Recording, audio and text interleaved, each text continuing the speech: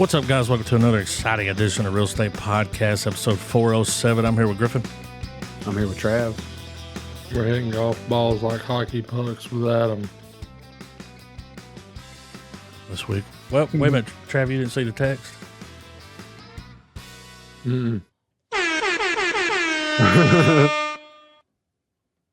Griffin had texted in there. Audible. Yeah. Do the next week, both of them, back to back. This week, it's Superman. Oh, okay. You got to give enough time to it. It was in the text of the night. But... Well, then let's back up. You want me to redo it? We're wearing capes and hitting vapes with Adam. All right.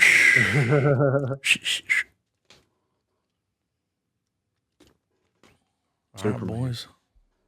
Super James Gunn, the start. Well, not technically the start, but the start of the new DC universe under James Gunn, Peter Safran, and I went in with no expectations. I know that we talked about it, a little bit last week. We were a little hype. Yeah, a little, but there's always a little hype when it comes to. Yeah. But I went in with no expectations, and man, I was just blown away by what we got here. And it's hard to really like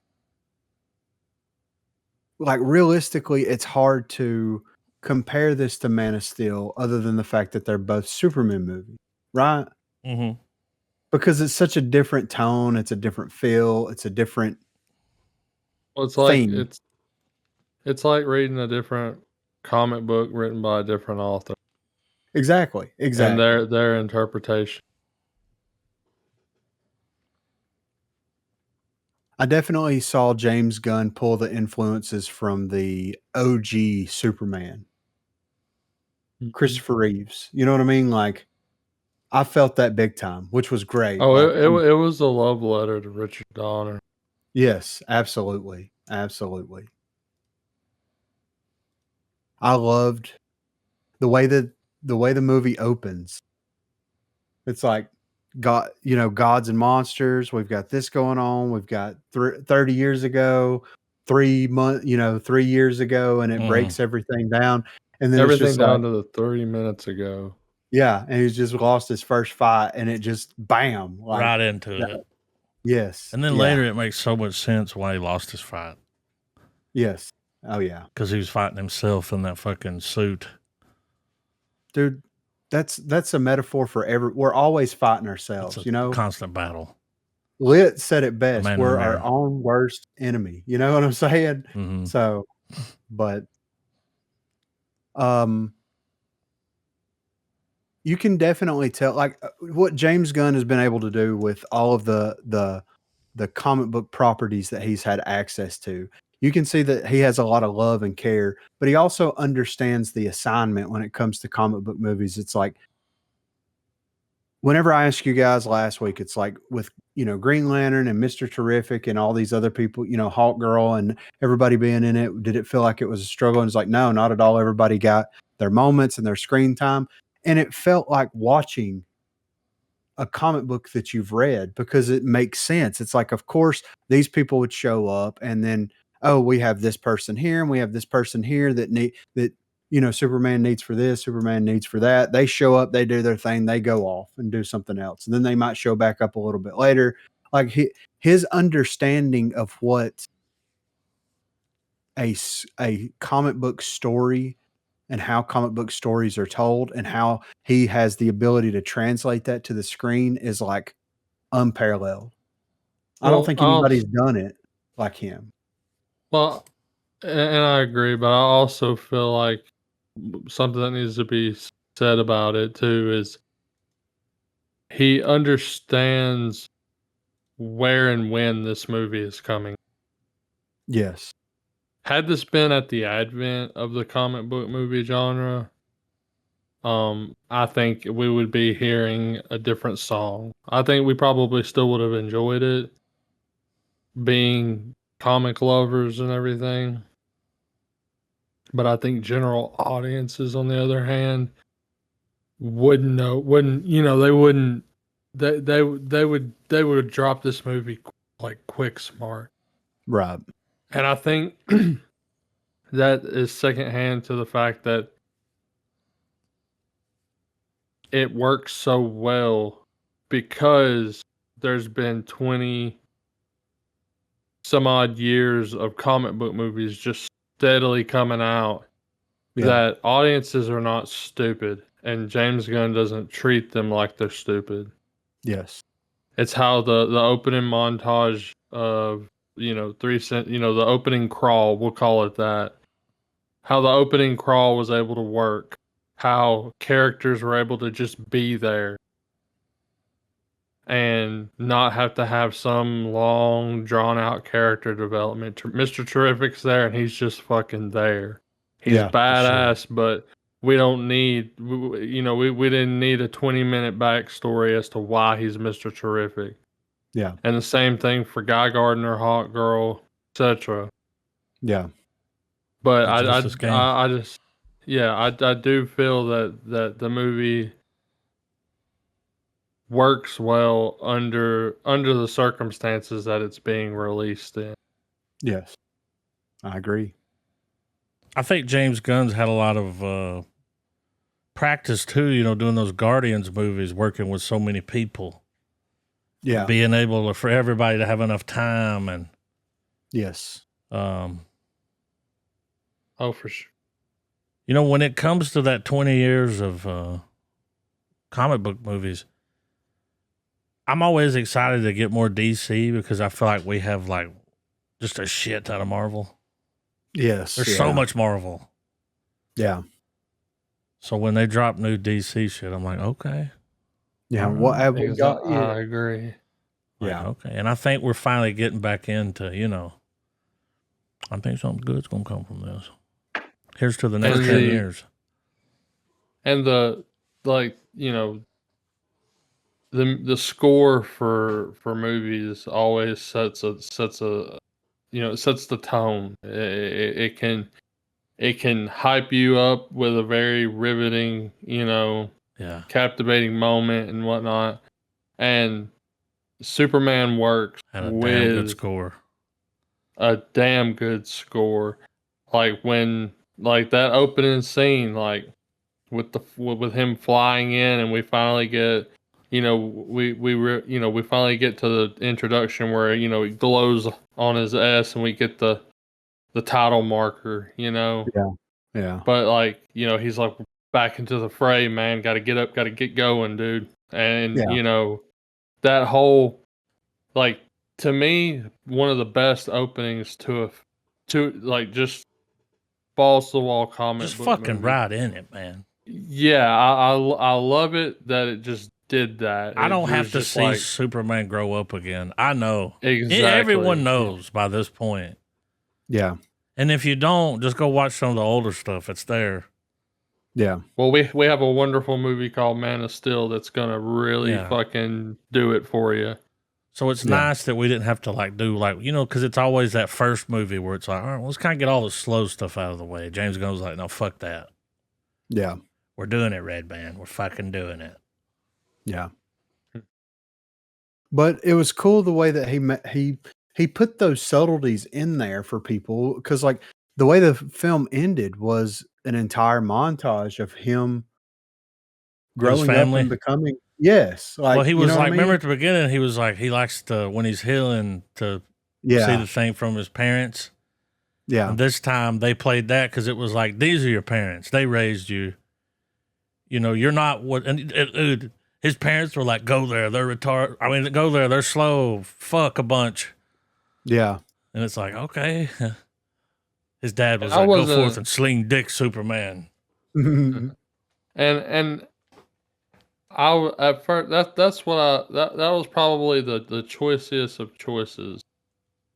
And on the purist side, I can see where folks are pissed off or could be pissed off about that. But on About the what? other hand, about Jor-El being like, hey, you know, you can Hey, take care, you can rule what them if and that's not have, him? What if I that's like mean, Zod? Yeah. I saw somebody point that out on Twitter. They showed the picture of him standing there and was like, "What if that's Zod?" Yeah. And that was, you But- know what I mean? And it was like, "Oh, Yeah. that's interesting."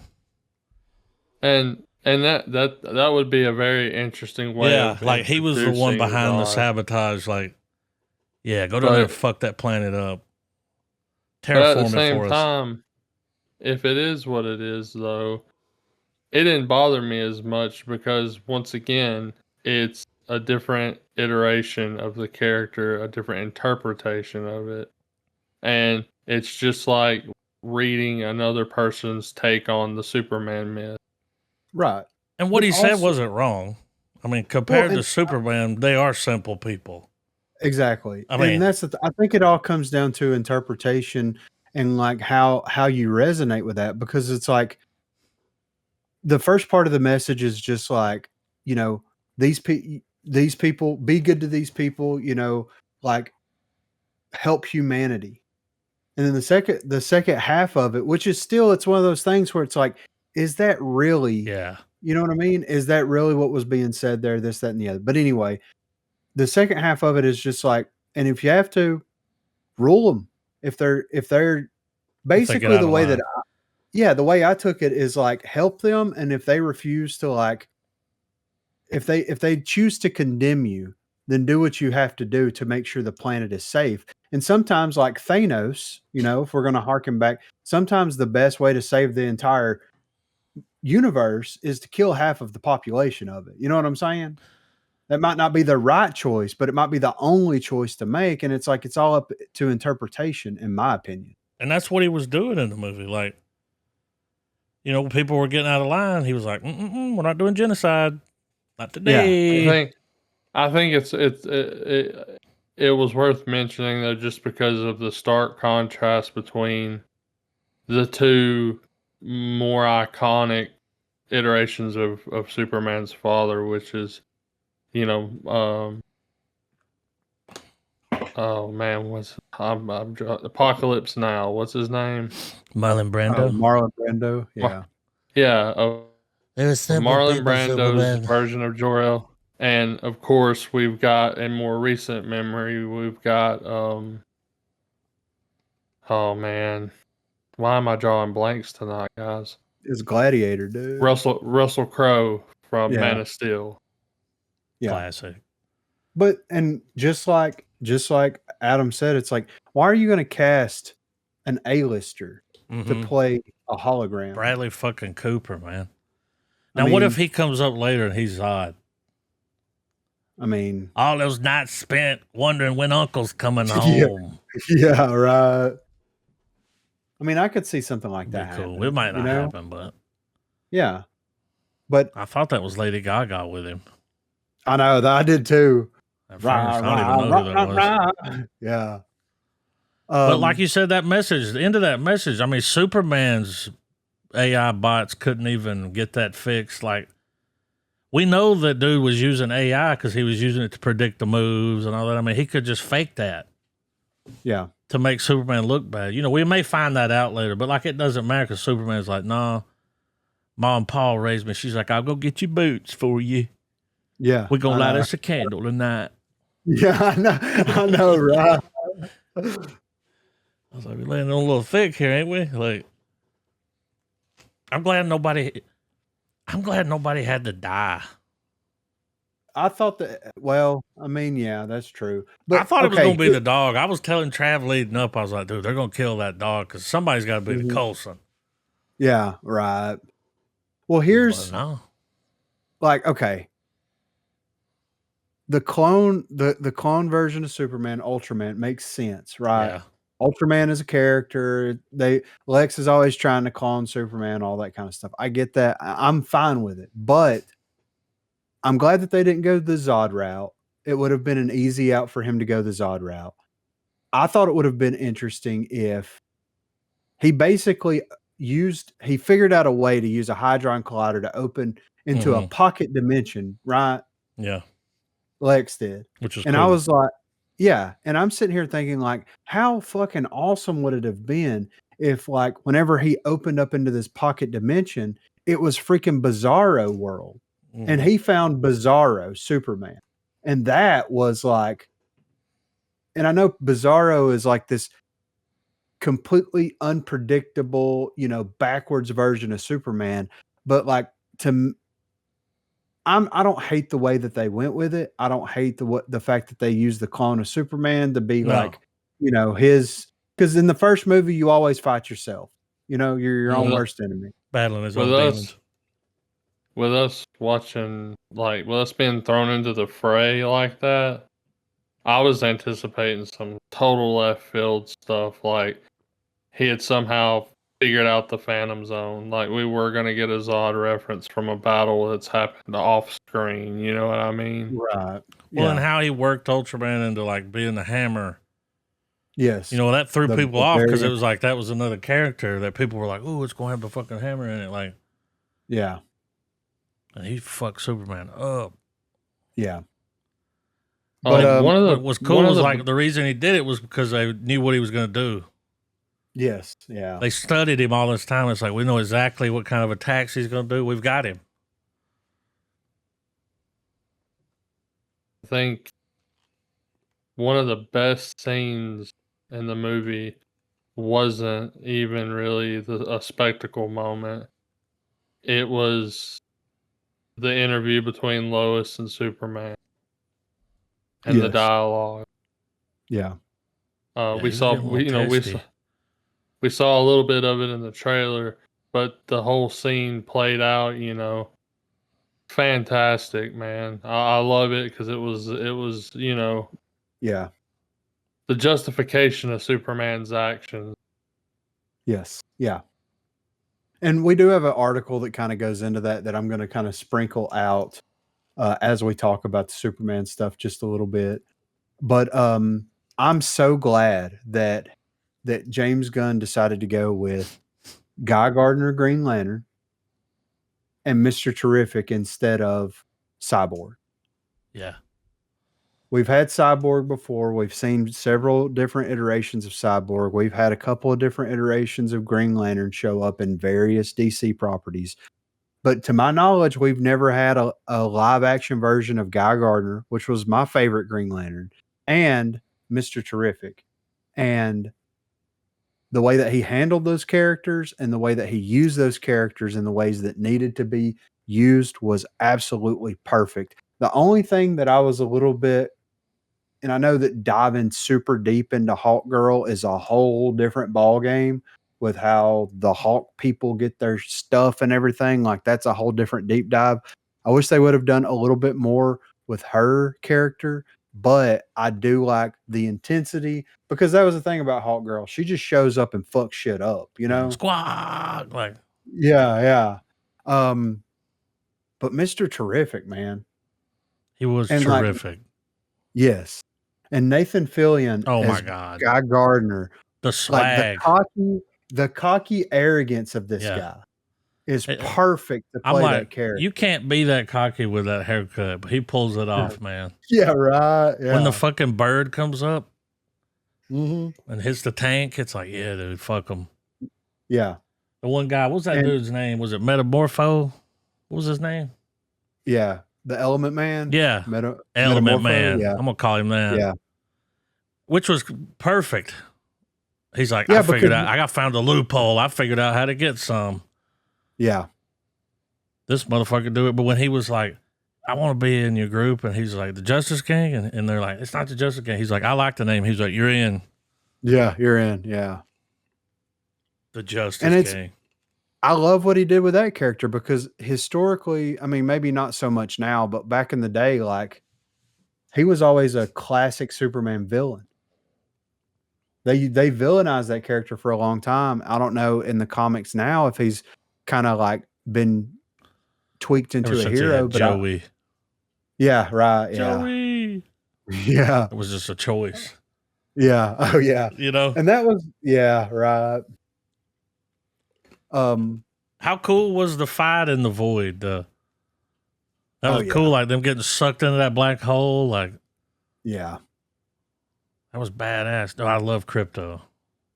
Yeah. Crypto was phenomenal. You know, when it made sense why they didn't like hurt the dog, because like then you find out at the end, hell, it's not even his dog. Yeah. Right. It's like, oh, party girl. Yeah. Oh, House of Dragons over here. Yeah. she's Is gonna- Jimmy Olsen toting Hogan? He's got to be, dude. Gotta be. All the- I was like, what the all fuck's the Gideon chicks. doing here? Yeah. Right. Right. He's got to be toting a Hogan, dude. Yeah, fucking Alan Tudyk was one of the robots. Yeah. And I like the What about- Superbots. Yeah, I did too. It gave the Fortress of Solitude personality, Yeah. having the robots there, the Superbots. Nicholas Holt, Oh my God. Lex Luthor. I love Talk him about an as upgrade Yeah. Oh yeah. from old Social Network. Yeah. That dude's intense. Yeah, he is. A lot of facting. A lot. Yeah. That's my favorite shot, that picture I sent in there with its close up and he's fucking like, Yeah. it's like, Was damn, not 5 head. expecting what, like, with the almost lightheartedness of the movie, him shooting dude in the head, roulette style, caught me Yeah. off guard. Yeah. Yeah. Well, he meant business. And the whole, Yeah. like, he was just like real jealous that Superman was so strong. Like, just, you motherfucker, you're fucking my plans up. Yeah. It's like, really? You're going to be a king of this place? Yeah. I'm sure you picked up what was going on there. I mean, we got to Yeah. get into it, but that's pretty obvious what was happening there, right? Yeah. Geopolitical commentary. I was surprised. The president of the country, I was like, hell, he even sounds like him. Like, Yeah. but what about the connection? The one thing that connects the DC to Marvel now. You know what I'm talking about?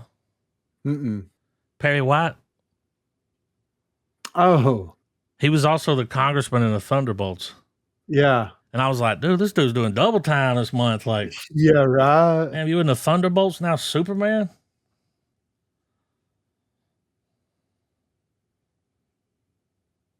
I know he said the ship was easy to fly.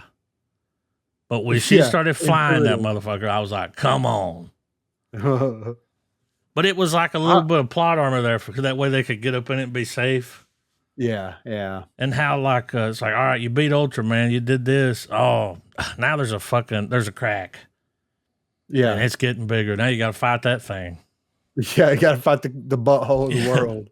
Yeah. Yeah. I How thought that the, the cast was phenomenal. When the crack came through of the LexCorp and the way that it detached and it was a spaceship, Yeah. like Yeah. I was like, it was oh, a that's little- cool, man. Mr. Terrific with his drones. Yeah. The T spheres. What was it? Yeah, Oh, he was when like, they- it's a sphere. Yeah. When they were on the beach and he's just straight fucking them up. He has his little moment to shine. Yeah. That was awesome. The that little like portal he put over her to keep her safe and the way the music Yeah. sounded, Yeah. it was really cool. Like, Yeah. Whenever that scene is available, I'm going to cut so many different songs to that one scene. him fucking everybody up. Yeah, dude. Yeah. That was I got cool. royalty inside my DNA. Yeah, you already know, dude. I like dude as Superman. Yeah. Here's the thing that I was thinking though. Whenever they were going the clone route, how I know it would have pissed a lot of people off. I would have been okay with it. How would you guys have felt if that was Henry Cavill playing the clone? Oh. You know what I'm saying? Mm-hmm. That would have been wild. I would have been I don't- okay. I don't know how I would have felt about that. Well, you wouldn't have wanted him to lose. No. Because it's like, come on, not Henry Cavill, man. I mean, I would have came to. I mean, obviously, can't realize okay, he's gonna get beaten by Superman, but I would have hoped that at least if that's the case, he beats the goddamn dog shit out of David Cornsweet for a few minutes. Cavill would have been Yeah. like, you want me to play the heavy? I'll be the heavy. Have you seen these get- pecs? We get the reloads. Yeah. It's great. It was great, man. I liked, and remember when people were complaining about the way it looked? I thought it looked fine. I did too. There's also a difference, like people looking at it on computer screens, their phones, shitty ass monitors. Yeah. When you see it the way it's meant to be, like wait till the Blu-ray comes out, I know. Oh, the 4K does drop in 2 months. I saw the release date for it. It was like September the 28th or something like that, maybe. Okay. Can't wait to see it again like that high quality. Just we watched it on the Epic screen. Oh, the big one. Is, so it was IMAX then, right? Well, close. I mean, close to IMAX. Yeah, and it was just that fucking screen's big. Like, when you see that big screen, it's like, damn, they fit this in here. Like, right. Damn. So the news that I wanted to hit on before we got into anything else here was James Gunn weighs in on super woke debate, right? Uh-huh. I didn't know this was a thing that was going around again, but there's a super woke debate. So it says following comments that Superman is an immigrant and quote the story of America director James Gunn has come under fire from a certain section of the political divide, many of whom have accused the Man of Steel, a character defined by his kindness and desire to be good, as too woke. Now Gunn himself has responded to this accusation, with the filmmaker left a little confused about this predominantly right-winged interpretation. Speaking with EW recently, Gunn reveals that he has heard people say it was woke, but has heard just as many say it's not. The word woke has now been contorted into something so far from its original meaning that it's largely meaningless at this point, but certain commenters continue to use it to criticize whatever they don't like at the time. For Gunn, though, Superman rises above all this to be a story about kindness. No doubt, to some, this will be considered far too woke. And this was a quote. I've heard people say it was woke, and then I've heard a lot of people say it's not. I'm curious as to what in this movie is considered woke. I think people took something I said. The guy for the London newspaper, originally he said that Superman comic creators Jerry Siegel and Joe Shuster were the sons of immigrants, and they wrote Superman as an immigrant story. And I said, yeah, it's a story about an immigrant, but mostly it's a story about kindness, which it is. That's the center of the movie for me. Okay, to me. Uh-huh. Oh, go ahead. No, go ahead. I know why this is happening though, but go ahead. Okay, so, I mean the thing that's always drawn me to Superman as a character is the fact that like he's an alien from another planet that has unlimited power. He's not a piece of shit. And because of how he was raised, because of the family that he has, because of the values that were instilled into him as a child, and his desire to be a good person, he chooses not to be evil. Take the planet, to take the planet over. Because he could. Yes, absolutely. Asterisk, see speech at end of film. Exactly, right. Well, like him saving the squirrel. Yes, yeah, right. They were going to cut that out because he said it didn't test well. And I'm like, I'm glad you left it in there. Like, I can't tell you how many times I've like slowed down or swerved not to hit a squirrel on the road.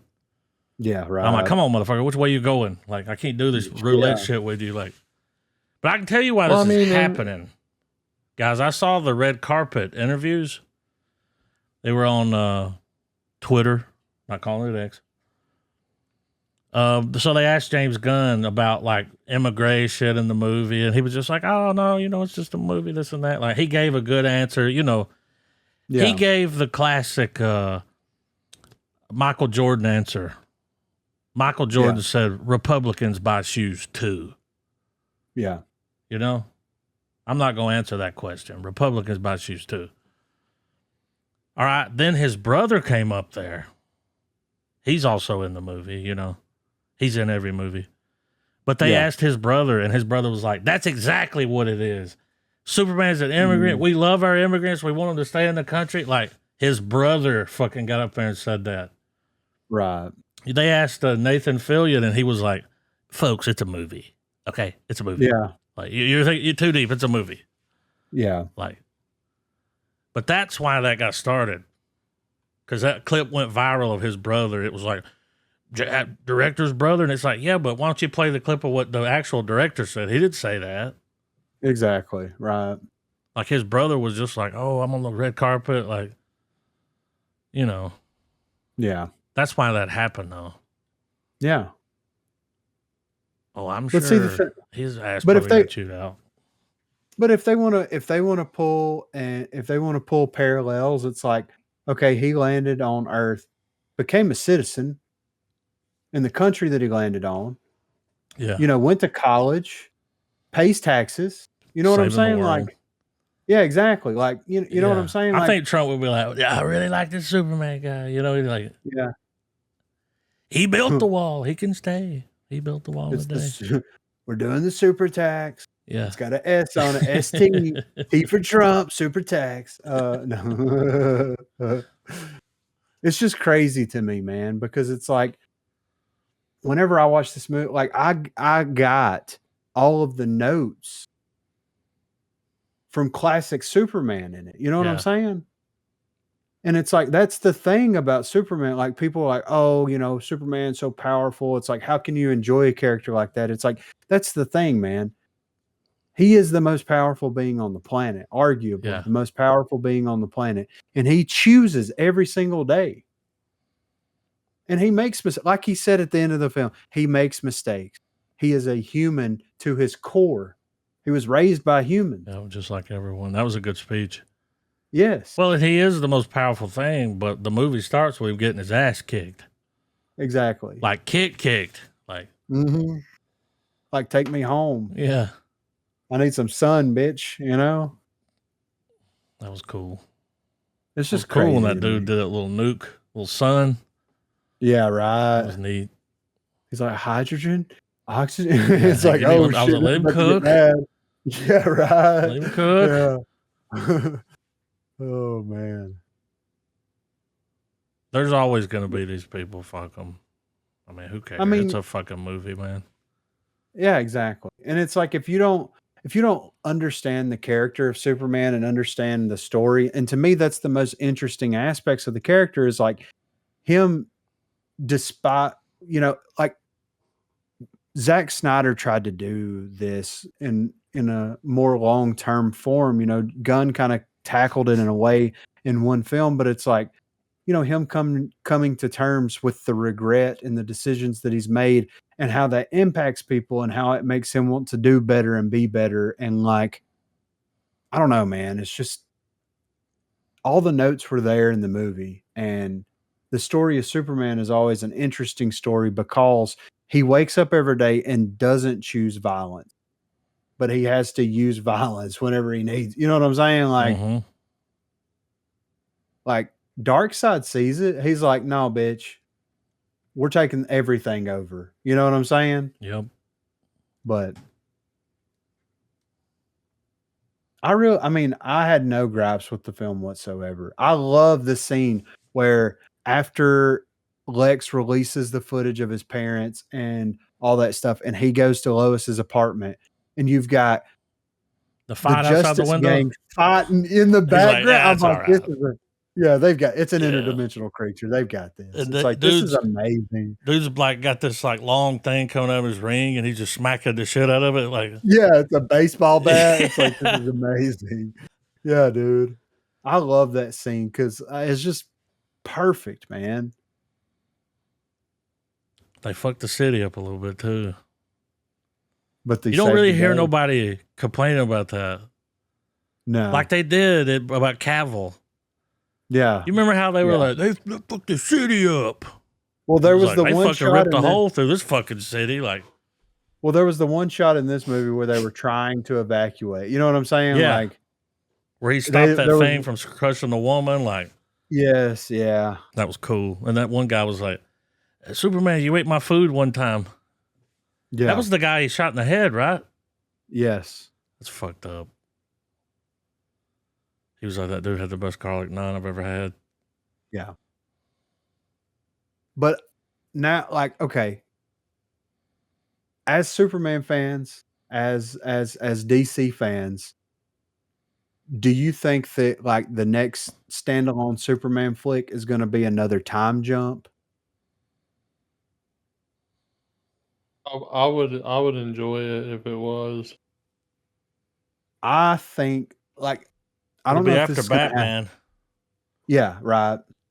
I think that the next standalone Superman film is going to be like Lex will be out of prison.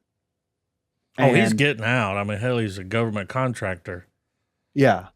And I think that this will be the point where I think it's going to build up to where Lex is going to end up being the president, and they're going to have this weird, because that was always a very interesting relationship that those two had as well. Whenever Lex was president and him and Superman had to reluctantly work together, I always liked that stuff a lot. So I could definitely see Gunn pulling everything in this direction, and it be a long play where the next film will be like, let's say Zod, or they bring another classic Superman villain in, and it's going to be a stepping stone film to finally Lex going balls out, like full, you know, or it could be, they were building the Hall of Justice. Yeah.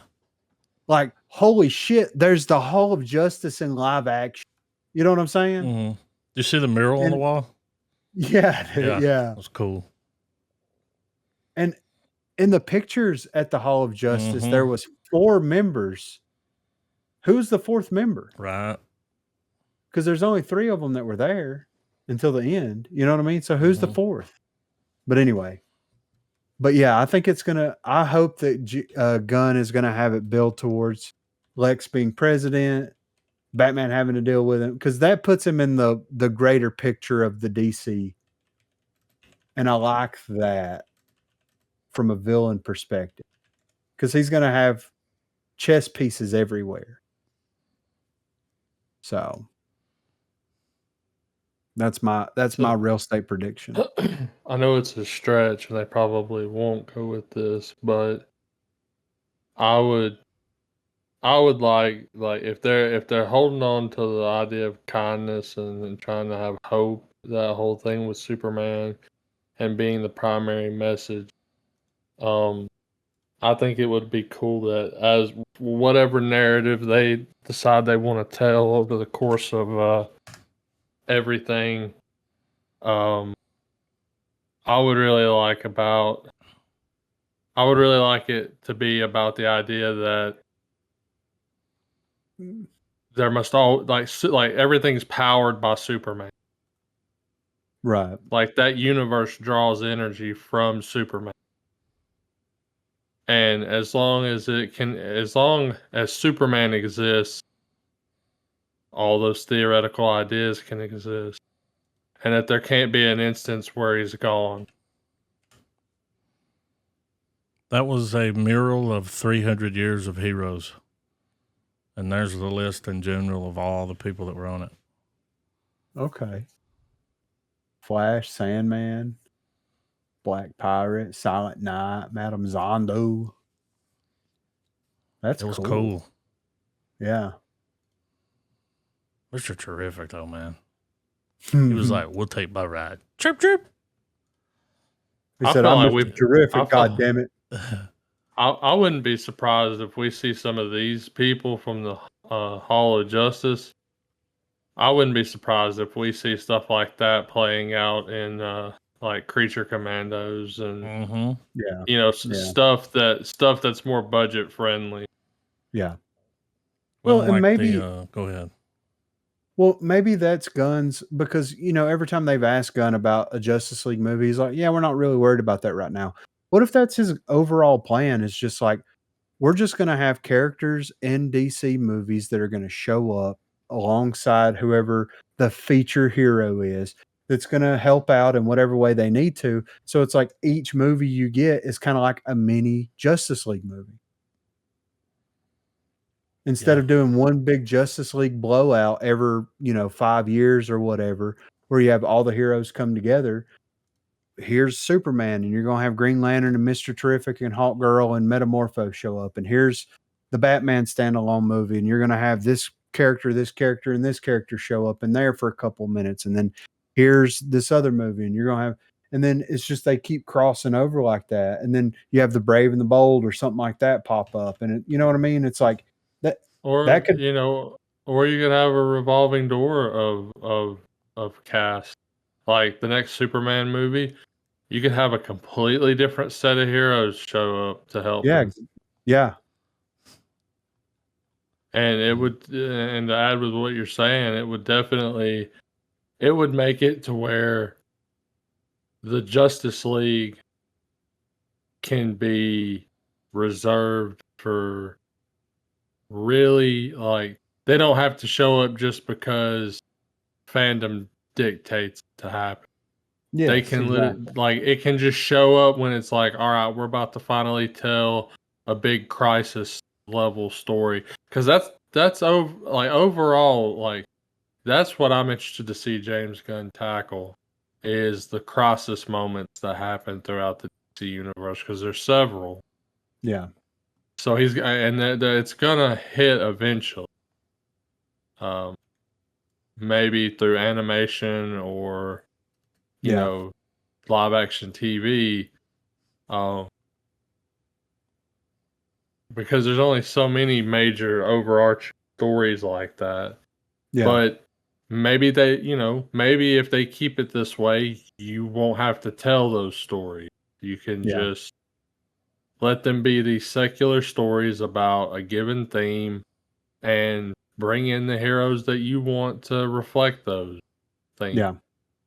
Well, not only that, but like some of these events, like look at how they tackled 52, right? That was like a weekly book for a year, right? And then they did the new 52, which was a weekly book for another year. And then you had all these other, like you had this central thread line that went through, and then you had every other DC comic book, regardless of if it was a team up book, whether it was a solo character book or whatever, all revolved around this central plot line. Who's to say that he couldn't tackle the crisis events in that way to where it's like, okay, here's this one thing. Imagine if they did Avengers, they went back in time and they did Avengers to where the events of New York was happening, but it was happening over the course of 10 years of movies. And you saw every other person's interaction with that in one way or another. And sometimes those stories and those events crossed over. Most of the time, it's like its own isolated events. What if he chooses Well, to tackle it in that way? prime example, and even though it wasn't the best ever done, I would say, like, the sequence where you see the Battle of New York through Hawk Girl, Yes. Yeah. not Hawk Girl, but Kate Bishop. Yes. Yeah. In the Hawkeye series. Yeah, and you see that perspective of Hawkeye just fucking shit up through New York. Yeah.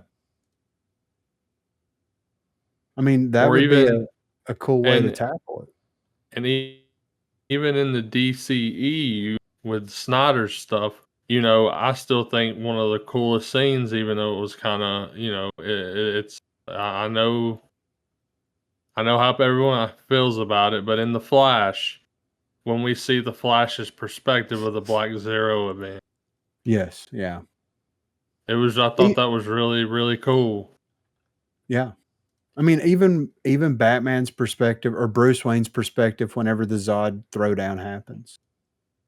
Oh, that's still, like, all these years later, and seeing people sync it up and how perfectly aligned it was Yeah. cinematically is, I mean, yeah.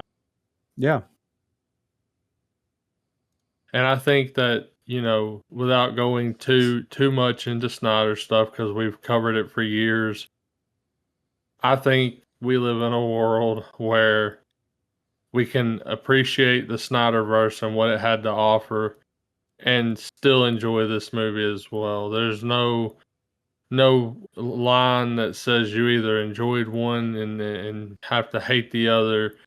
You can have preferences, but I've enjoyed both.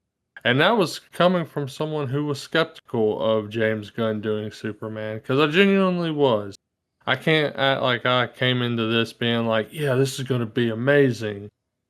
I had my skepticism, but as time went on and footage kind of trickled out, it made a believer out of me. Yeah. It's doubled its money. Yeah. It's surpassed 400 million.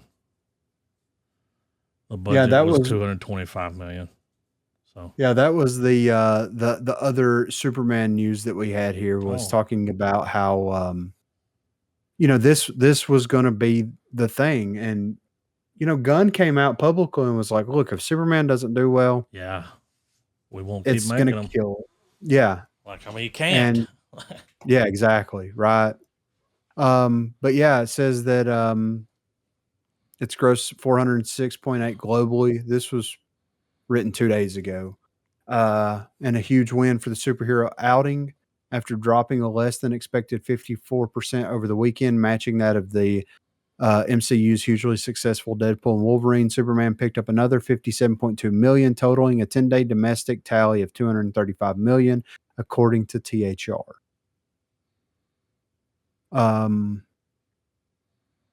Superman has beaten Marvel Thunderbolts in its total gross of 383 million globally, but it is also all set to surpass Captain America Brave New World's worldwide total of 415 million, and thus becoming the highest grossing superhero movie of 2025 so far. It says, while there will forever be those eager to see James Gunn's Superman fail, the reboot has clearly done what the filmmakers intended to do. Not only has Superman seen huge success at the domestic box office, it has also been well received by both critics and audiences alike.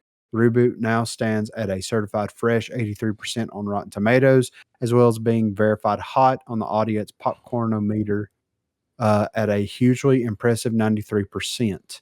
Clearly, Superman brought hope back to the DC cinematic universe, with audiences now eager to see what's next. So this, I mean, set the foundation for the DCU moving forward. And I mean, I think that kind of goes like with the fact that this, made more money than those movies. It's the more Marvel movies than the DC thing, kind of. People are like, I'll catch it on Disney Plus. Like, we ain't seen a fucking Superman movie in a minute. Yeah, it's been a while. Yeah. But Thunderbolts was great. Before we get too far, I'm going to give Superman a star. Yeah, I'm giving it a full star. Full star. Amazing. I'm going to give it a full Superman emblem, golden Superman emblem. Oh, does it get a golden cape? I mean, I was reserving the cape for Man of Steel, but they can both wear it. The bronze cape. The What about we coveted give bronze them cape. I the will say golden I will underoos? say this. This will be my final thought on it.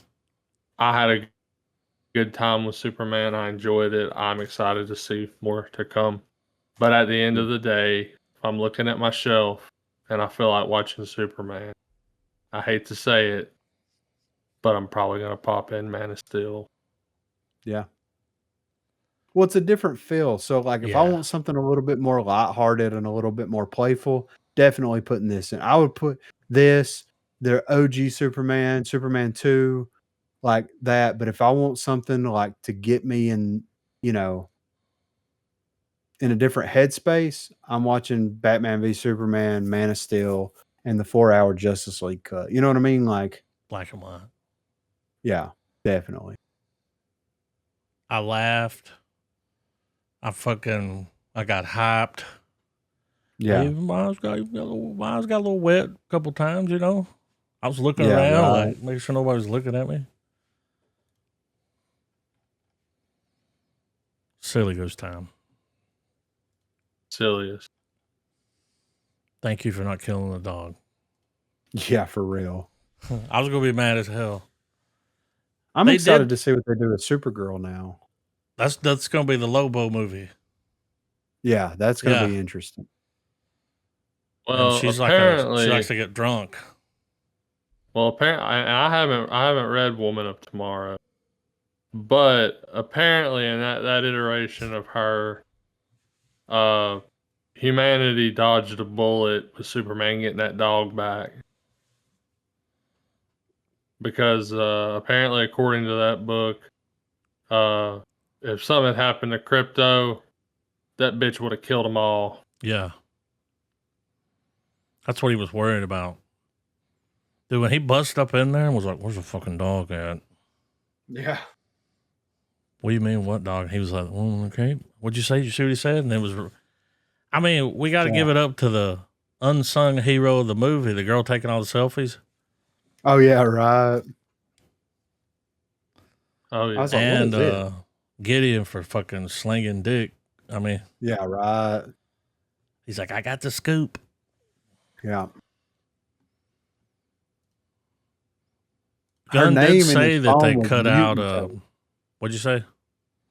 Her name in his phone was Mutant Toes. Yeah, yeah, What them feet look like? yeah. You know, 'Cause he was like, the whole weekend. I was like, she don't look that Yeah. bad. He did say he cut out a bunch of Ultraman stuff. It had a little more explaining him, like seeing his sad side. You know, because he was like, it was kind of like, hey, Steve. You know what I mean? Right. I was like, when he was Yeah. like, you know, when you make a copy of a copy, it's not always the best. And I was like, I like pizza. Yeah, right. We took the razor out of it. Don't worry. He's there shaving his tongue. He said they cut it out because it didn't test well, and they wanted to keep it tight. Yeah. I mean, the movie kept it going. It was just like bam, bam, bam, bam. There was no like just even when he was Yeah. locked up in prison, Yeah. it's just bouncing around. Like they're like, we got to bring you in, Superman. He's like, really? Like, let him do it. Yeah. That dude hit him in the back of the head with that can. I'm like, how dare you? Yeah. You That dude could have motherfucker. folded. Superman Yeah. would have folded him. Turn around and burn a hole through him, and then just look at everybody else like, do we have a problem? Yeah. Did anybody see anything? Because I didn't. I didn't even realize Michael Rooker was one of the robots. Yeah. I knew Alan Tudyk was because I heard his voice and was like, mm-hmm. Yeah. Gary. Gary's a name. Yeah, all right, Gary. I was like, that's cool, man. Yeah. I was glad they built themselves back. Yeah. Right. Lex walking through the Fortress of Solitude while that continuous shot, following those saw blades and stuff. That was cool. Yeah. That chick was Okay. cool. Unflinched. Yeah. I mean, I'm guessing he built her too, right? Made all that tech that she was using. Like, Yeah. it was pretty damn cool. The stadium fight, Yeah. that was badass. It was great, man. I'll be watching it again pretty soon. Yeah, for sure. Like, I like to revisit now that I've seen it. Yeah. I can go back and do my own version of a Rockstar hour-long Easter egg video. Like, Yeah. ooh, there's that. Heavy spoilers. Yeah. No. We got a little bit of movie news here, though. So, In a Violent Nature, the extremely disturbing horror slasher of 2024 is set to receive a sequel soon, and we have a major update that'll have you grinning from ear to ear. The follow-up, which is officially titled In a Violent Nature 2, will start production in Canada next September. Johnny, the creative ghost killer with too much spare time on his hands, is officially back. The first entry was acquired by IFC Films for theatrical distribution, and subsequently it had its streaming release on Shudder. Both IFC Films and Shudder are under the AMC Networks umbrella, and back when the sequel was announced, Scott Schumann, AMC Networks film group boss, said the following: In a Violent Nature demonstrated that their continues to be a yearning for new perspectives in the horror landscape. We knew immediately that this distinctive take on the slasher would enthrall fans, and are glad to see the community embrace a new slasher icon in Johnny. With the sequel, we aim to prove that Johnny can be bigger, meaner, and his kills can only get more impressive. Although nothing further was announced, director Chris Nash will also potentially helm the sequel. Last year, before the sequel announcement, he was already teasing the follow up, saying, I feel like there's definitely room for more Johnny adventures. Original producer Peter Kaplowski, also famous for his work on films like The Void and PG Psycho Gorman, also said this when In a Violent Nature 2 was announced. In a Violent Nature was originally conceived as a meta sequel within a fictional slasher series, so we were always imagining mayhem beyond the scope of the original film. So yeah, In a Violent Nature 2 starts filming next September. Hell yeah. Really enjoyed the first. Mm-hmm. Yeah, they'll have a bigger budget this time. Oh yeah. I hope they stick to practical effects. I enjoyed what they did with the original. Absolutely. Excited to see. When to see what they when do. he ripped that dude's head through their chest and then kicked him off the side of the cliff, Yeah. damn, you know. The wood splitter Mm-hmm. was the most disturbing. That's the thing that I remember the most about that movie. The camera doesn't move. It's just the wood splitter. And he puts that guy's arm in there. Mm-hmm. Then he puts his head. Yeah. Yeah. So Judge Dredd is getting rebooted by the MCU's most divisive director. After years of fans campaigning for a sequel to 2012's Dredd, it looks like they will get a new Judge Dredd movie. Just not the one they expected. Created by writer John Wagner and artist Carlos Esquerra, Judge Dredd first appeared in the British weekly anthology comic 2000 AD. A cult sci-fi hero, the character has had 2 film adaptations. First, of course, was Sylvester Stallone's 95 film, which disappointed fans and critics. 2012's Dredd, starring Carl Urban, earned positive critical reviews and, despite disappointing at the box office, gained a cult following. Taika Waititi is set to direct a reboot of Judge Dredd, according to The Hollywood Reporter. Waititi's credits include MCU's Thor Ragnarok and Thor Love and Thunder, as well as critically acclaimed comedies such as The Hunt for the Wilder People, What We Do in the Shadows, and Jojo Rabbit. I wouldn't necessarily classify Jojo Rabbit as a comedy, but okay. The film script will be written by Drew Pearce, best known for writing The Fall Guy and co-writing Iron Man 3 and Mission Impossible Rogue Nation. The film is being shopped to various studios and is said to be closer to the original comics than the previous feature film. Waititi helming a new Judge Dredd reboot comes shortly after news broke that his long in development remake of Akira had fallen through at Warner Brothers, while rumors have circulated that Marvel Studios considering Thor 5. Waititi is not expected to return, given the poor audience and critical reactions to Thor Love and Thunder. Judge Dredd is the next project on Waititi's schedule. This will also further delay his Star Wars film, which was first announced back in 2020. Lucasfilm does not seem to be in a rush for Waititi's return. Does not seem to be in a rush for Waititi's turn in a galaxy far, far away, as they currently have The Mandalorian and Grogu set for release in 2026. Starfighter about to begin filming, and a movie centered around on the character Rey in the works. How we feeling, boys? So I just don't. My thing is, I just don't care about Waititi's work. Like, I think the well, rest it's of either the going to world be does. really good or really bad. There's no in the middle with him.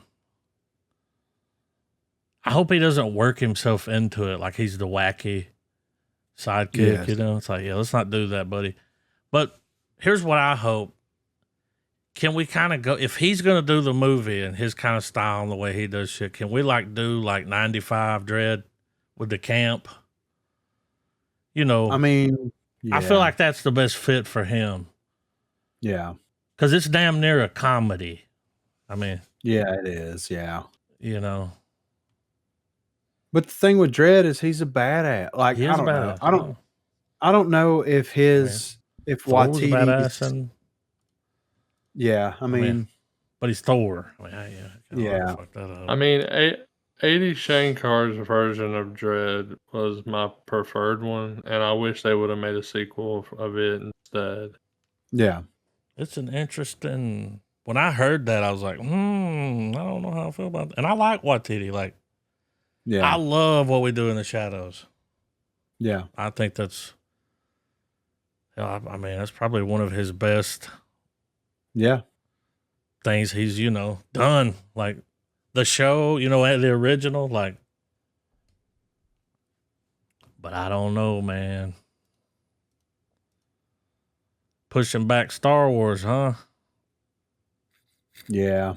I Man. still don't think Lucasfilm knows what they're doing over there. Well, hey, do you remember when I was talking about George Lucas? He might be the guy coming in. Yeah. He's got a Hall H panel this year. Oh. First time ever. Oh.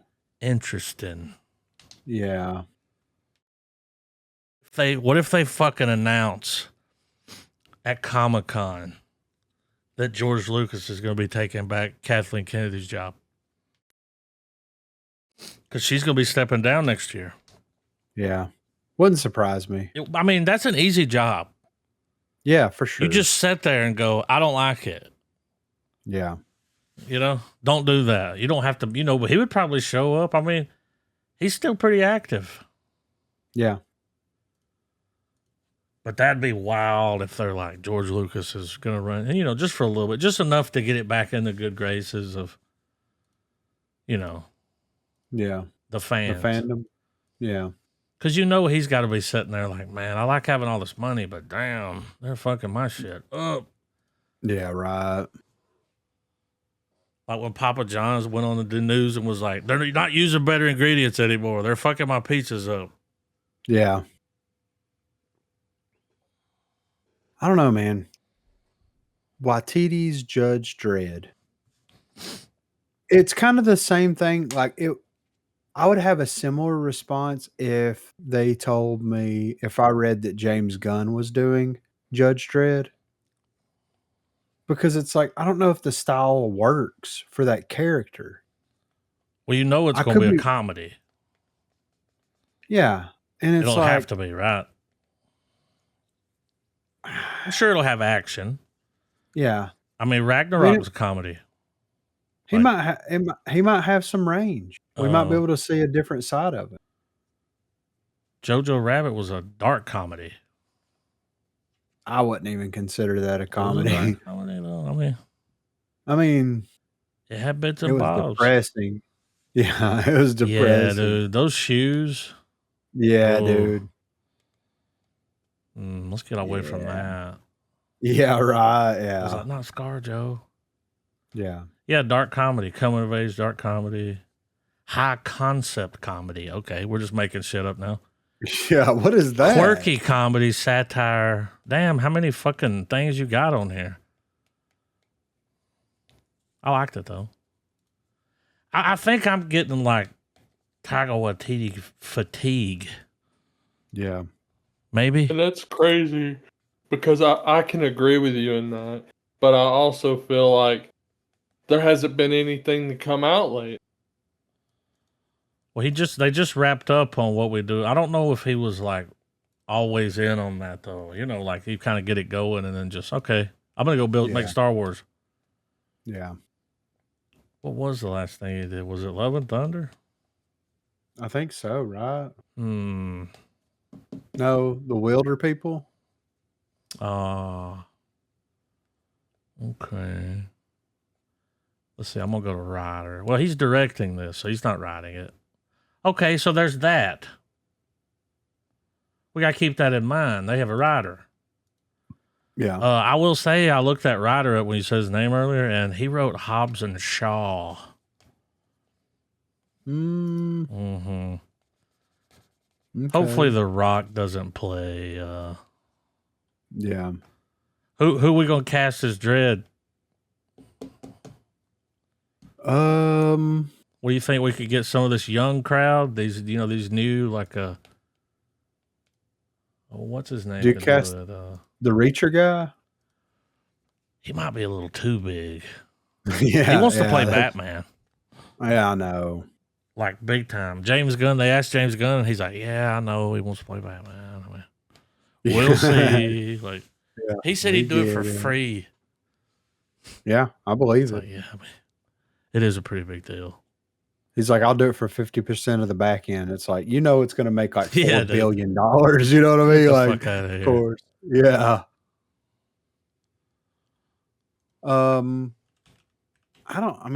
Because all you're casting is a chin. Yeah, Liz Pullman's I got a mean- nice chin. Wyatt Russell's got a Yeah. nice chin. Yeah. That Huh? would be, that would be a good one. I think he could pull it off. Yeah. They're great actors. They David are. Harbour, is he too old to play Dredd? He's 50. Yeah, I think we're gonna need to keep it under. I don't think he's muscular. I mean, not to Yeah. throw any shade, but like, The could see first him thing I play thought was Blood Wyatt Russell. Yeah. Wyatt Sebastian Russell? Stan. Yeah. I think he would be good. Yeah. Yeah. He's got a nice chin. They all got nice Mm. chins. What am I saying? Yeah. Henry Cavill. Ooh, He's got a strong Superman. very strong chin. Yeah. Like if chins could talk, Yeah. Like his yeah. would have a British no. accent. If we're gonna cast the chin, Okay. we gotta Bruce Campbell? we gotta get Bruce in there. The dude. Jay Leno of chins. Yeah, dude. Come on. Yeah, just Like- lean in with a chin. Yeah. What about Captain would be- America? Chris Evans? Yeah. Yeah, I could see that. I think he might be done though. Yeah, he's rich. I don't know. Maybe it'll be some guy we never heard of. It could be. What about the Butcher? Well, he played it before. Yeah, he did. Damn. He could play it again. Yeah, why not? How Bring about it that? back. Yeah. Yeah. I don't know. Yeah. It's an interesting choice.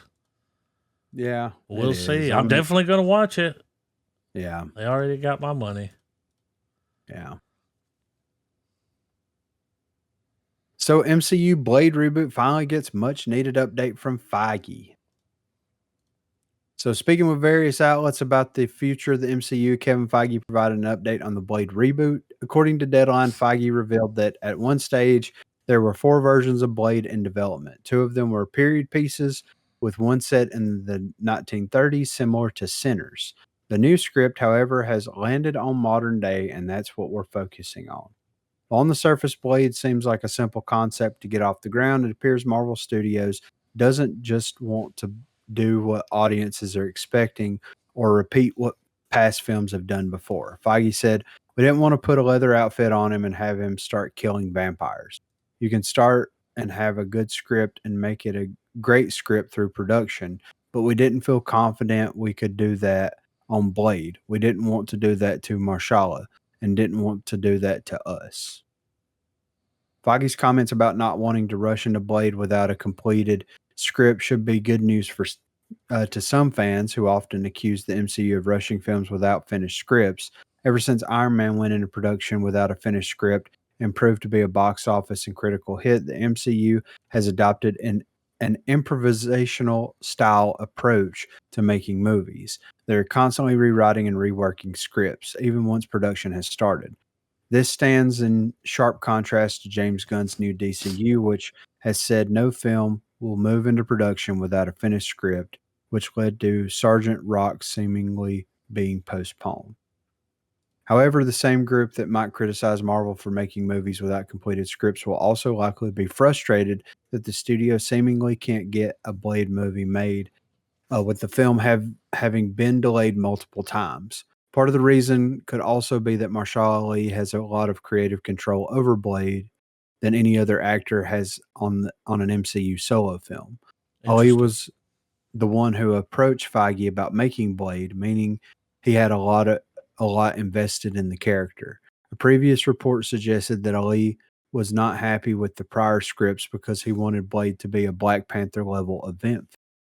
The other significant factor in the changes made to Blade is Sinners, directed by Ryan Coogler, who also helmed Marvel Studios' Black Panther and Black Panther Wakanda Forever.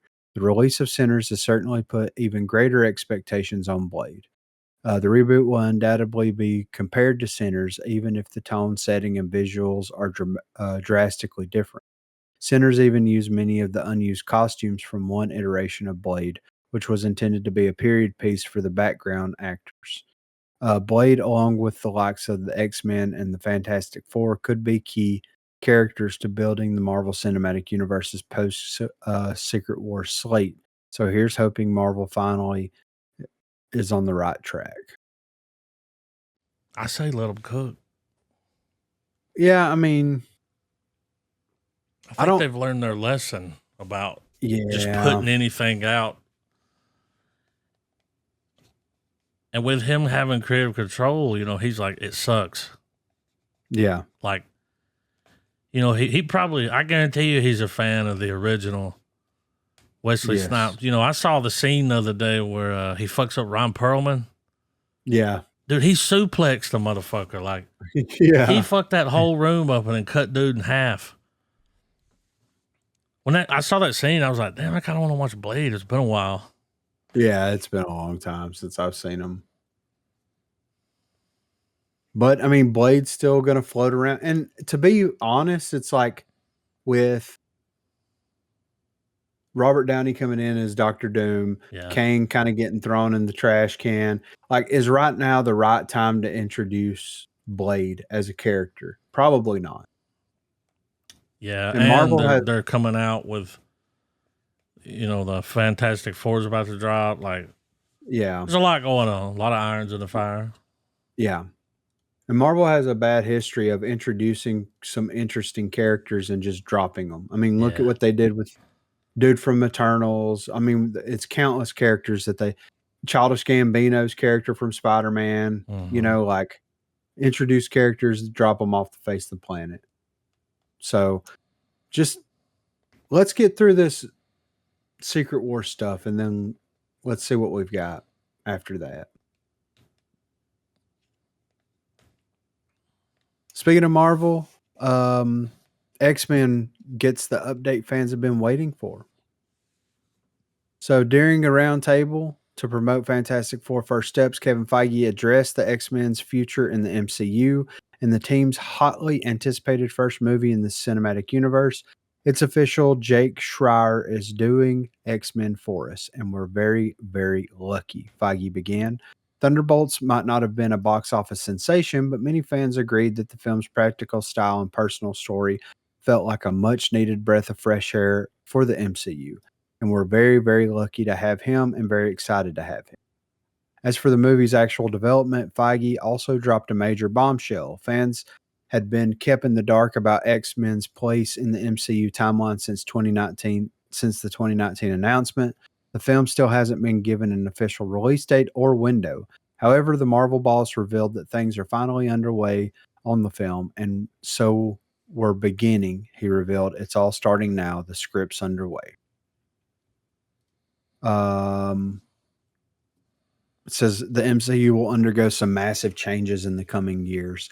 Of course, Secret Wars is and whatever happens there. So, and they're bringing back some, says many of the original X-Men actors are set to appear in Avengers Doomsday, including Patrick Stewart and Ian McKellen, Alan Cummings, and,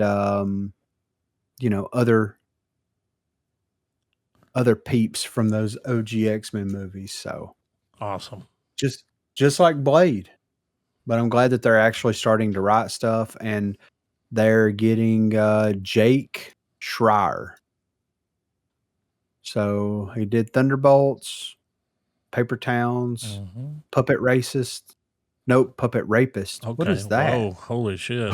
What is this? It's a TV series. I was blown away by both titles. I was like, Puppet Racist. And then you went, Puppet Rapist. I was like, what? Okay. This is a TV series from 2006. Oh, Be checking that. It's got out. 5 episodes. In a world where humans and puppets live side by side, an ex-felon finds himself embroiled in a sinister plot that threatens to destroy the balance of human and puppet life forever. He also did Beef. That's a big show. Okay. Dave. He did an episode of Dave. All right. Hi, I'm Dave. Kidding.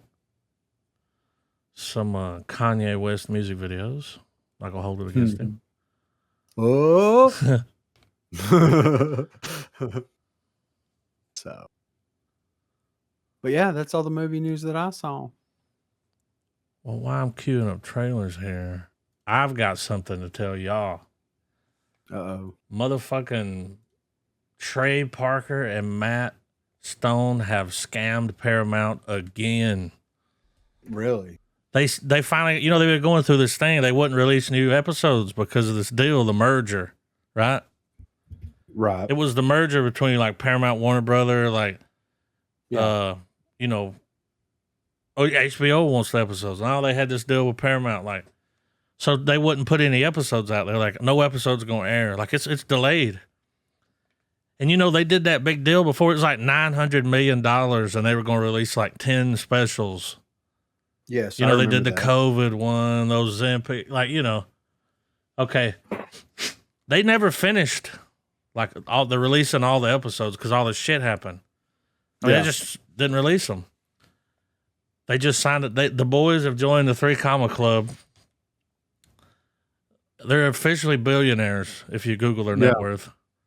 Both of them have split the money 50-50. I respect it. But a 5-year deal, $1.5 billion, $300 million per year to Paramount Plus for specials. I think it's like 10 a year or just 10 period. Yeah. And it's like, whoa. They must have been doing gangbuster numbers on Paramount. That's insane. It's a real short list of TV shows that can run that long. Like It's Always Sunny. They're on season 17 right now. Yeah. I'm going to let it finish and watch it.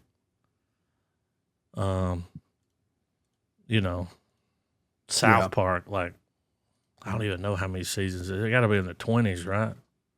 Or 30s at this point, maybe. 26 seasons. Yeah. That is wild. But good for them. And it's continued to be solid. Yeah. I've never seen a South Park episode and been like, I didn't like that.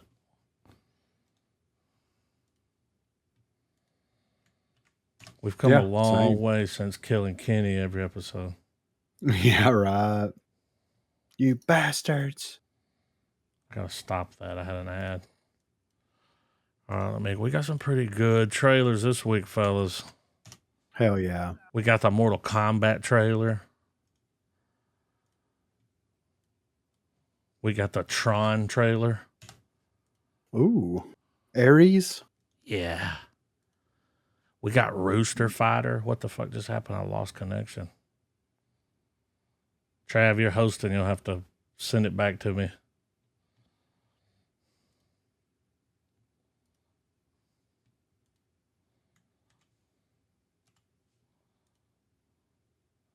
Did you hear me, Trav? Oh, I'm the host. There we go. Okay. Now you can do it. Um, You have to go out of the full screen, to the playlist. And it's right under the video.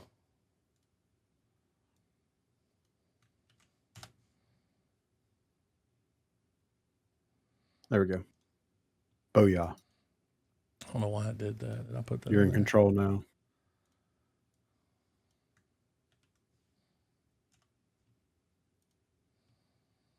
Stranger Things.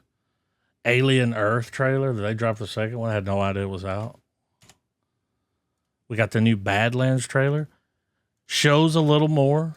Now there's a little new shit's come to light. Yeah. Yeah.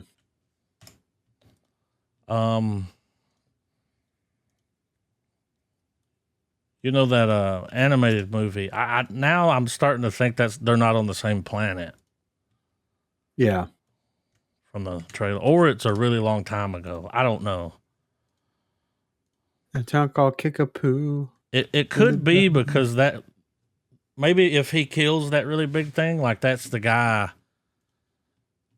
that was in the animated one that was like King Dick, like Yeah. he was the baddest. The head- I am the the head baddest predator. of them all. The HPIC. Yeah, Head predator Head in Predator charge. Yep. Yeah, you already know, dude. All right, I got them all in here. I'm ready.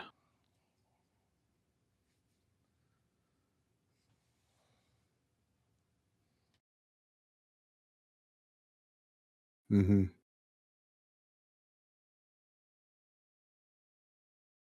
All right.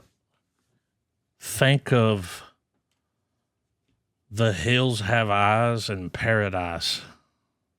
Okay. In the jungle.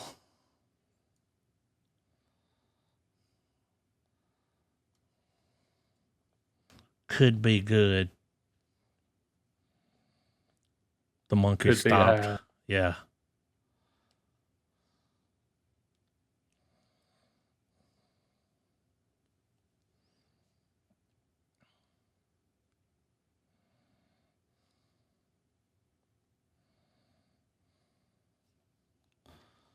Are they cannibals? Gotta be, right? Yeah. Oh, he's like, smell my fingers.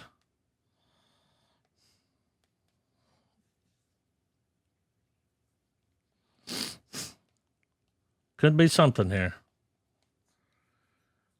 They kept it pretty vague. No, what bad. When I add. Of course I do. What we got here? I believe this is everybody good? Yeah. Yeah.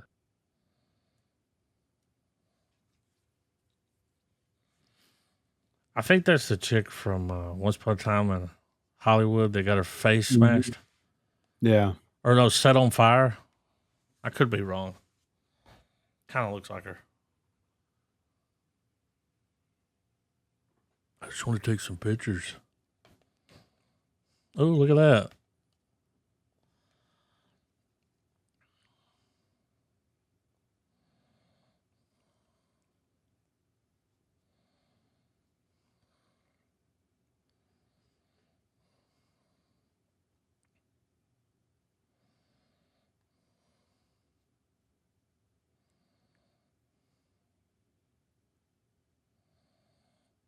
Mm.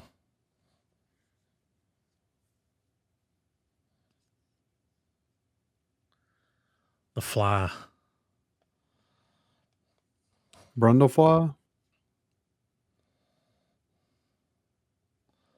You know, he was like just a pile of fucking nothing, just blood. Yeah. And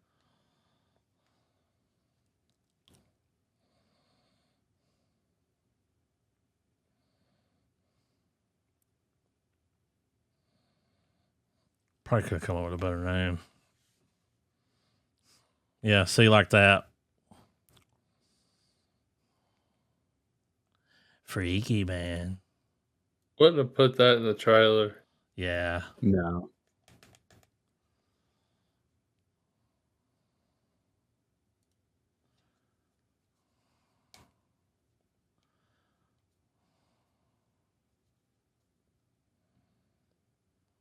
After the Hunt.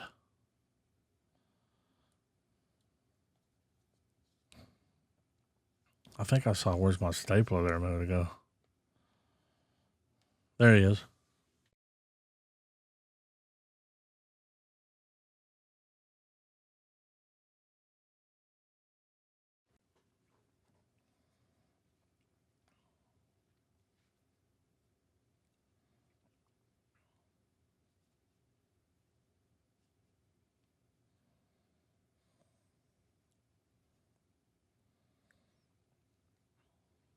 What's happening? Why is he flirting with her?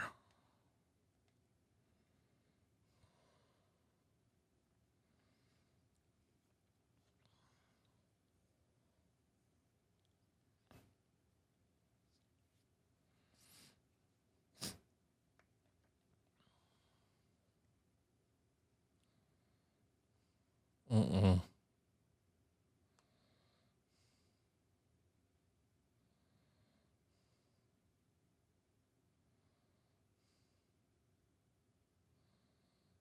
Don't smell it.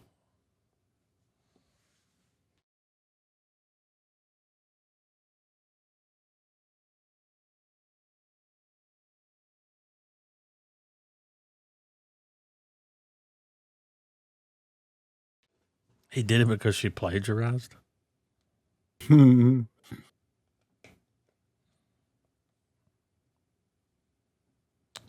Easy.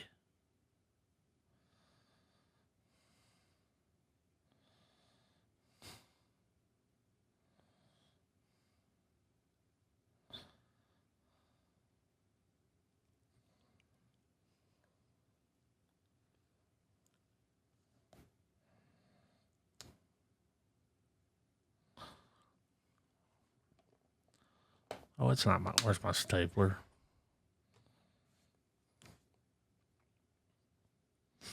Y'all need to leave Aaron Brockovich alone. For real, right?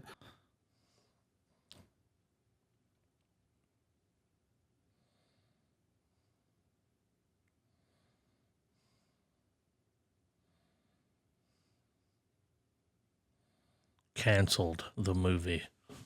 Yeah, right. I'm putting you in the news. Oh my God. Wait till you guys fucking see this. I gotta I do add. too.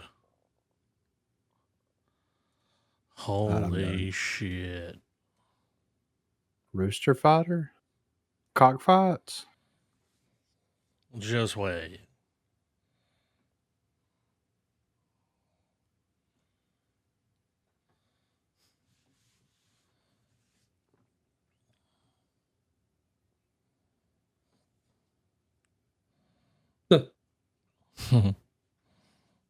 Chickens don't sweat.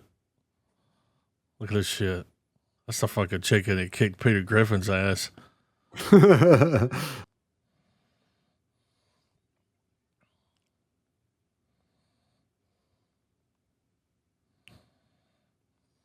That voice, though. Right?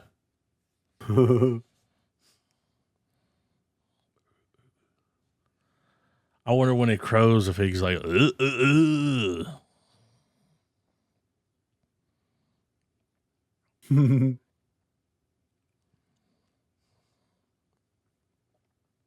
Makes my crown curl.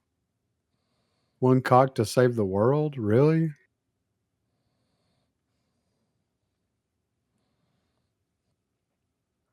Now, I know I've never been much of an anime guy. But I think I'm going to have to watch Rooster Fighter. Looks like a straight up I don't comedy. even know. Yeah, I don't Oh, it even looks know. hilarious. Here we are all these years later. Is Steve getting the girl this time? Final season's about to drop of Stranger Things. I saw like, they're doing like 3 episodes and then New Year's, they're doing Christmas 3, like something like that. Then around New Year's 3. They're And I really saw some run milking it. times. I don't know if it's real, but the run times on these episodes were like 2 hours apiece. And the last one was like 3 hours. Okay, I don't know if that's real though. I'm down. Take it with a grain of salt. But if so, I'm here for it. Let's fucking peep this. Finally, I'm going to have to watch the little recap of that last season to. Oh, no, I don't think I can relive that again. Never mind. Been running up that hill. Man, here we go. It's talking about old dude dying. I don't like that.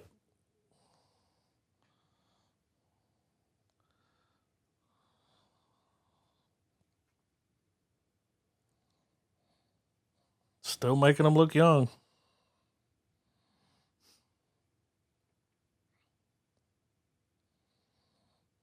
God, this shit's been going on for like 10 years.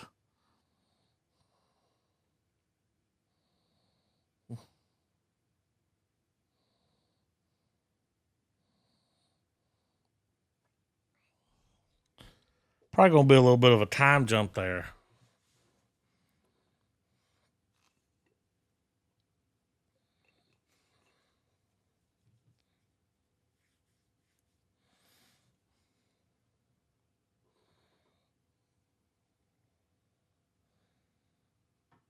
Do y'all know who that was? Yeah. Sarah Connor, dude. Is Terminator showing up? Yeah.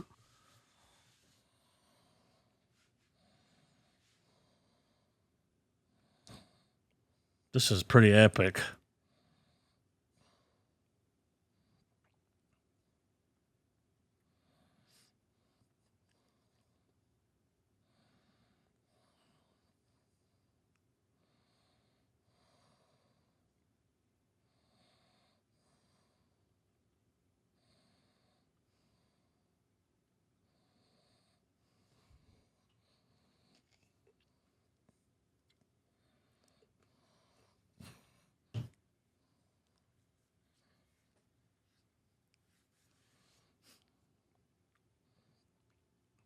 Mm.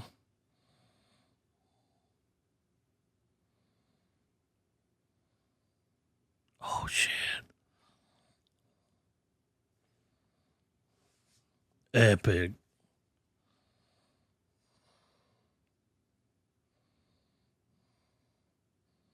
One of the greatest sci-fi adventure shows I've ever seen.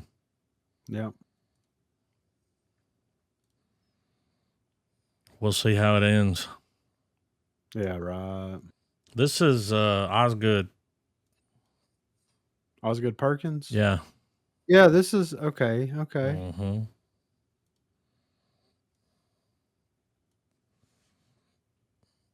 They don't give us much. Period piece? I don't know. We're definitely going through the years here.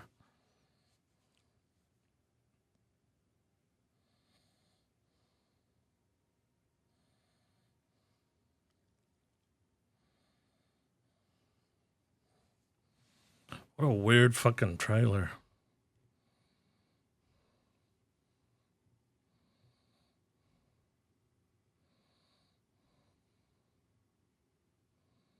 Holy shit.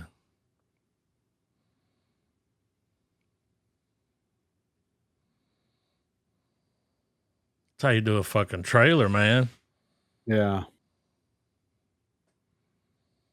The fuck is happening there? Are they having babies? What's happening? Devil babies?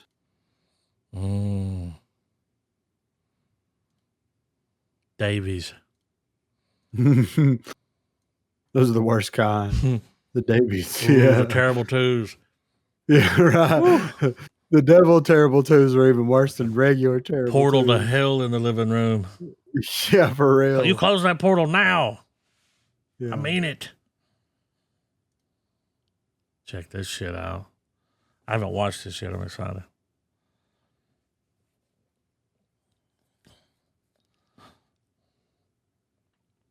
What's that? Is that Radiohead? No. It's Coldplay.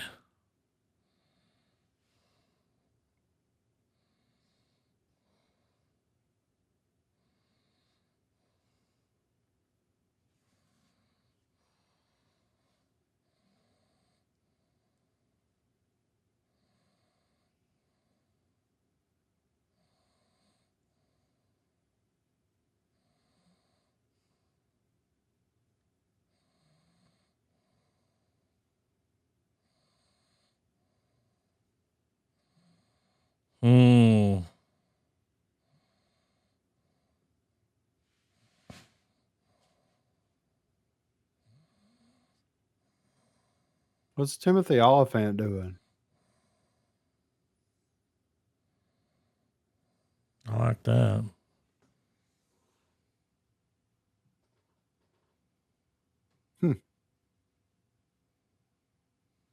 Is he the leader of the Wayland Corporation now? Ooh, that would make sense. He's got the look. Yeah. Yeah. Ooh, and back to back. Oh, okay. Check her eyes out. Yeah, I know, right? Mm, More importantly, look behind her. hmm. What do you see behind her? She moves her head. What's in her eyes too? See it? Yeah. It's the logo. And she's got the white, whatever it is that Bishop, and the rest of Yeah, like their the scene. blood. Yeah, yeah. That's the first. I didn't notice it on the smaller screen, but she's got the Wayland logo on her fucking eyes.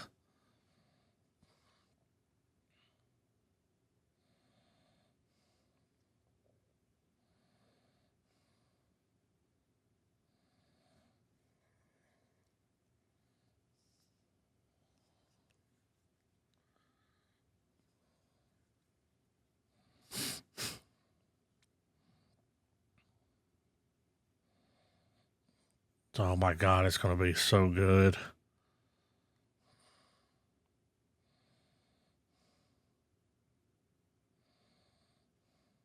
The fuck? I think it's her.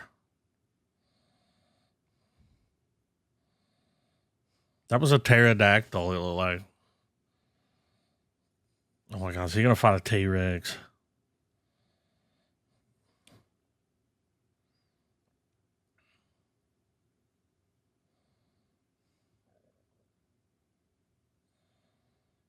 Hmm.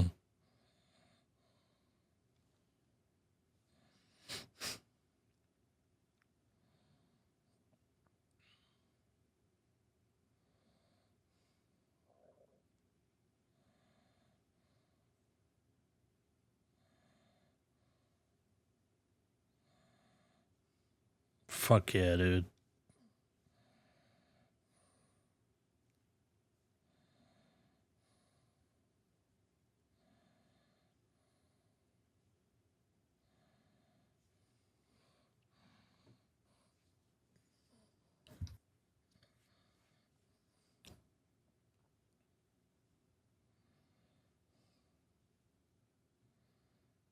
The suit Okay. from Avatar. Age restricted. Nah, dude. All right, I'll do this while I find the other one. We can't skip Mortal Kombat, dude. I'm fucking pumped for this.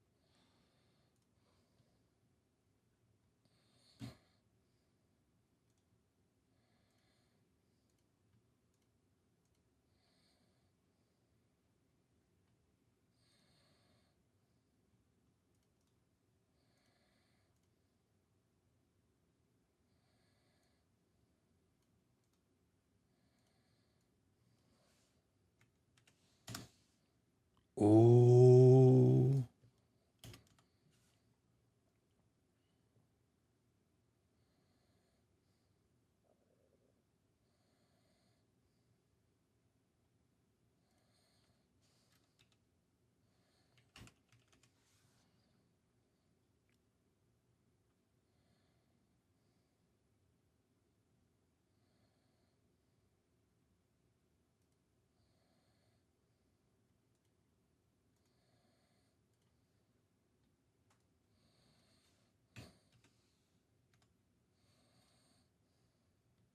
Damn.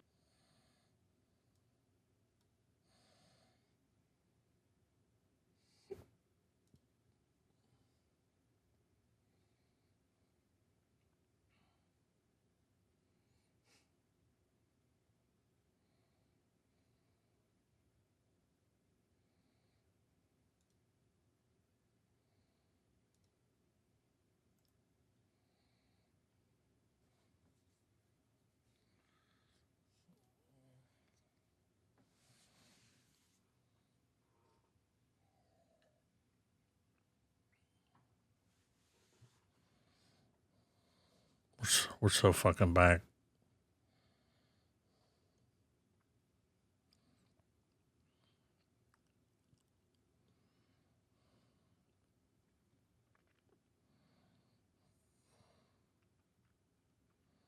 That looks terrifying and super cool.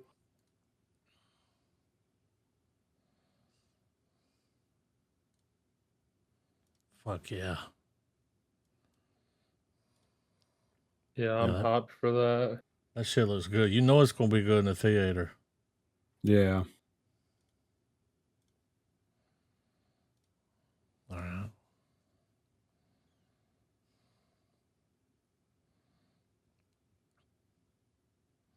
Wrong. I'm Bill the Butcher.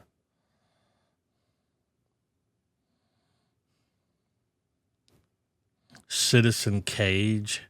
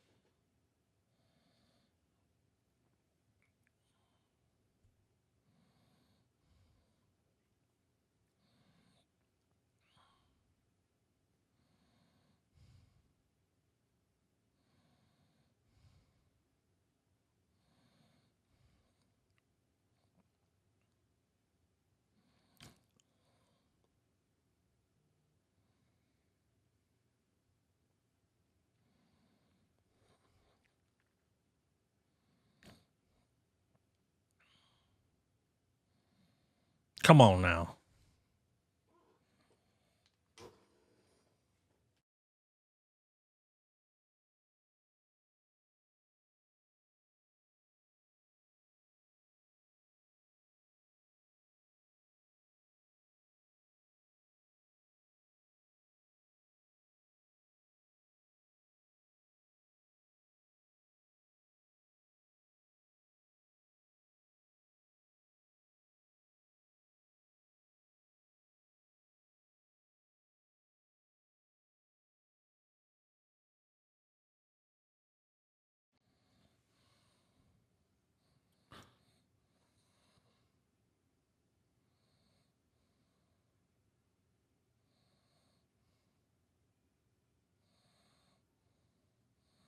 Sheesh.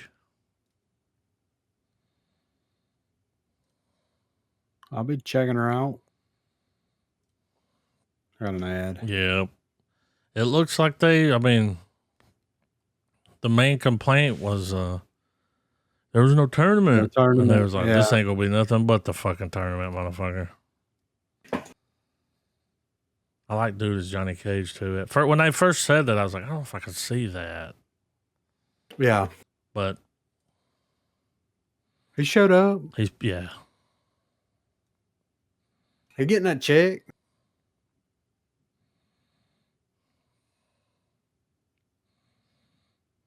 Give me some subtitles. Come on, man. Always put it in English.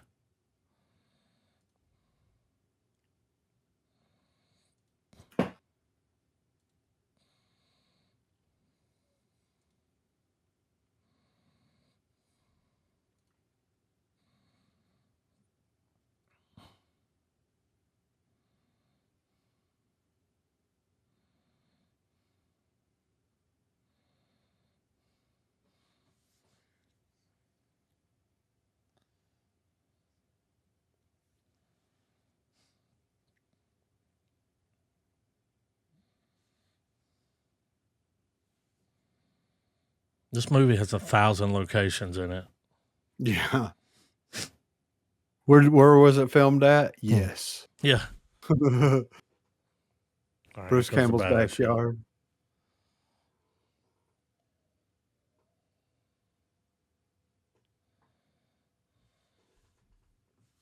Mm-hmm.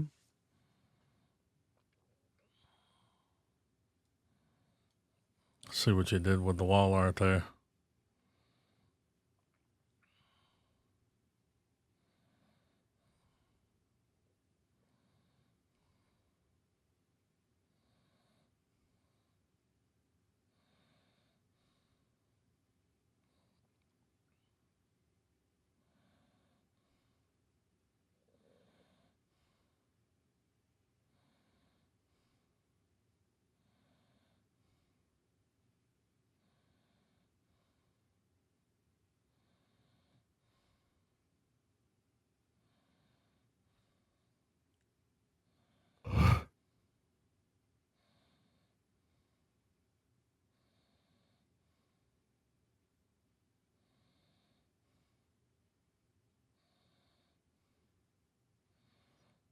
It's like, is that enough fire? Sir, more fire. Yeah, all 5.